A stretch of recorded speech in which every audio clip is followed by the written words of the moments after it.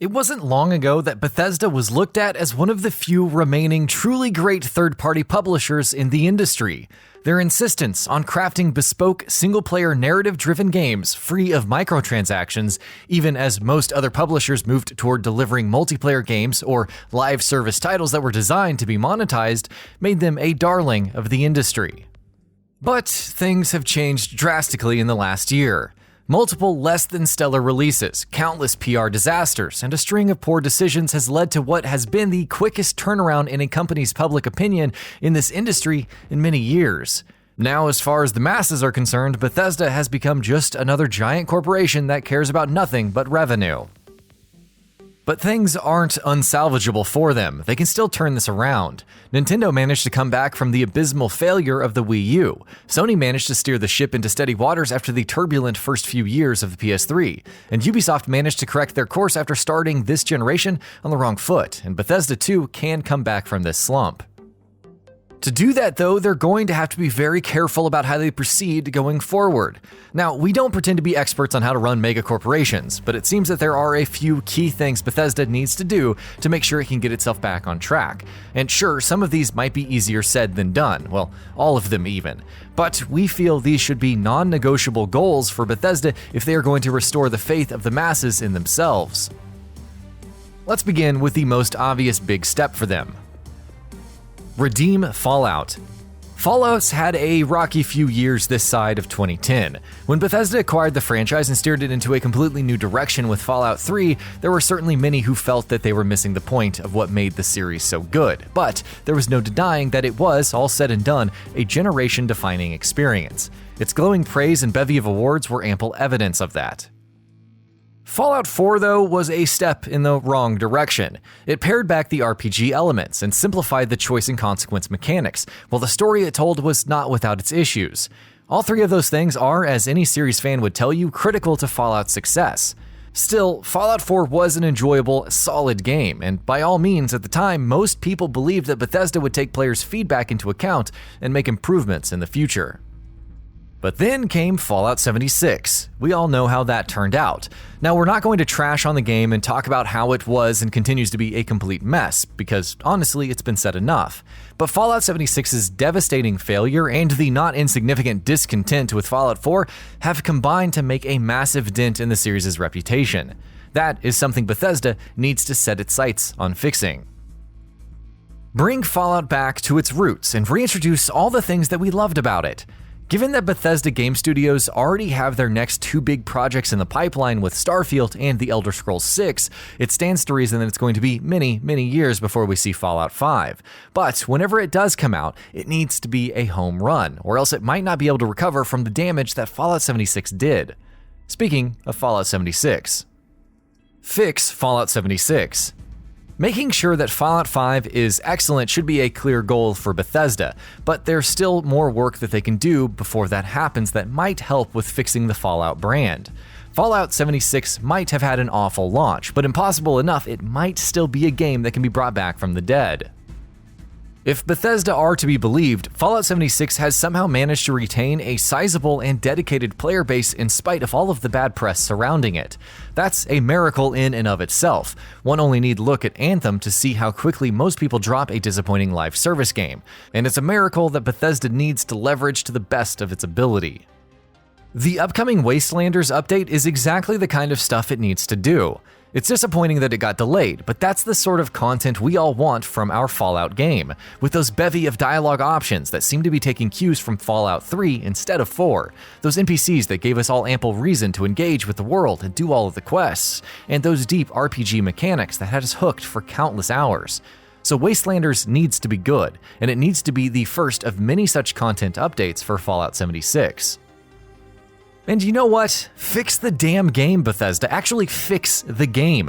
Fix its embarrassing bugs, make sure things such as its private servers and its scrap boxes actually do what they're supposed to do, make sure it doesn't run like crap, and please, for all that is good in this world, don't release a $100 subscription service for a game that is broken, especially not if that service has nothing good to offer and cannot even make the things it does offer work properly.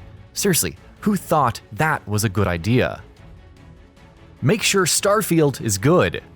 It's not all about Fallout, of course. Bethesda game studios have plenty of other irons in the fire, and while Fallout 76 is a game that's going to be supported for at least a few more years, one would assume, there's other games coming up that Bethesda can and should be focusing on. Their next big game is one that we've been waiting on for years, which is weird because it only officially announced at E3 2018. Starfield is a science fiction RPG and Bethesda's next big game, and those tiny snippets of information themselves were enough to send our collective hype into the atmosphere not too long ago. Recently though, the general feeling people have for Starfield is one of concern. Fallout 4 was a bit of a disappointment for many, while Fallout 76 was more than just a bit disappointing. We'd have to go all the way back to 2011 for the last truly great Bethesda game, and honestly, the industry and the open world genre have evolved beyond recognition since then. Thanks to stellar games such as The Legend of Zelda Breath of the Wild, The Witcher 3, Red Dead Redemption 2, and so many others, we now expect much more from open-world games than we used to back when Skyrim took the world by storm, and Bethesda needs to do everything in its power to make sure that Starfield isn't just more of the same. Because let's face it, a Skyrim quality game simply doesn't cut it anymore. The bar has been raised, and developers who fall below that bar won't be cut much slack by the wider audiences, especially when that developer is as massive as Bethesda Game Studios. With Starfield, Bethesda needs to make sure that they're growing and evolving with the times. It needs to be a knockout punch to show everyone that this is still a studio that knows exactly what we're looking for in massive open-world RPGs. And there's one crucial thing that they need to do to make that happen. Fix their engine. For Skyrim, Bethesda decided to stop using the Gamebryo engine, which they had previously used for Morrowind, Fallout 3, and Oblivion, and instead used their own creation engine, which they based on the codebase of Gamebryo itself. And though it certainly worked for them with Skyrim to the extent that the game didn't look like an outdated mess, it's become clear over the years that their engine needs a major overhaul. Each of the games Bethesda has put out over the last decade, if not more, has lagged behind contemporary competition as far as the visual fidelity is concerned. But more importantly, their games have almost always suffered from major game-breaking bugs. Until recently, we were all too happy to ignore those bugs, because at least the games coming out of the studio themselves were enjoyable experiences. Fallout 76, though, came along and made us realize that Bethesda's engine is severely outdated. Starfield and The Elder Scrolls 6, of course, both have heavy burdens on their shoulders, and to make sure that both of those games live up to expectations, Bethesda needs everything to go right.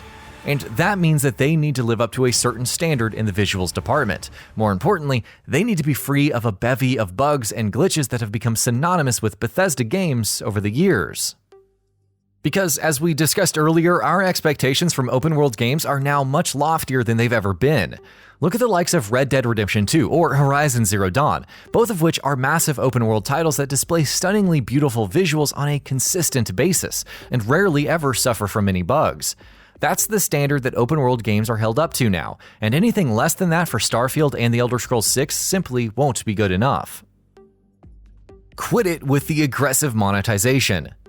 Bethesda's recent shift towards more blatant monetization of their games has very much been a product of the way their major releases have performed in recent years. As a publisher, Bethesda can always count on Elder Scrolls and Fallout to do well, but in recent years, games such as Wolfenstein 2: The New Colossus, The Evil Within 2, Dishonored 2, and Prey have all received widespread praise that has, sadly enough, failed to translate to good sales. And so the company's shift towards more blatant monetization is not hard to understand, but it's something they need to move away from. We already spoke about Fallout 76's new subscription, but even within the game itself, there's an in-game store that has come under fire since the game's release. Meanwhile, Wolfenstein Youngblood also drew criticism for feeling like it had been designed as a game that Bethesda could monetize. Then there's The Elder Scrolls Blades, which has an aggressive monetization system even for a mobile game. We understand that Bethesda needs to bring in money somehow. They are a business after all, but it's no secret that their failure to sell a satisfactory number of copies for the aforementioned beloved single-player titles also arises from their own inability to properly market any of those games. As a publisher, Bethesda has often been accused of not marketing its big releases properly. Perhaps, if they did that, they might sell more games, and as such, wouldn't feel the need to over-monetize said games. And it's not like there's no market for single-player story-driven titles. Look at the likes of Spider-Man, Horizon Zero Dawn, The Witcher 3, The Legend of Zelda Breath of the Wild, just to name a few, all of which are story-driven, single-player-only games with no in-game monetization that have managed to sell like hotcakes. Hell, even EA, the granddaddy of over-monetized messes, is releasing Star Wars Jedi Fallen Order soon, a single-player game with no microtransactions, and they're marketing the hell out of it. Now, sure, Bethesda might not have the cachet of massive properties like Spider-Man and Star Wars to fall back on, but since when has that been an excuse for not having proper marketing for games? And that about does it for this video. If you enjoyed what you watched and want to see more from GamingBolt, you can always hit that subscribe button and turn on the bell icon next to it. That way you will never miss any of our videos.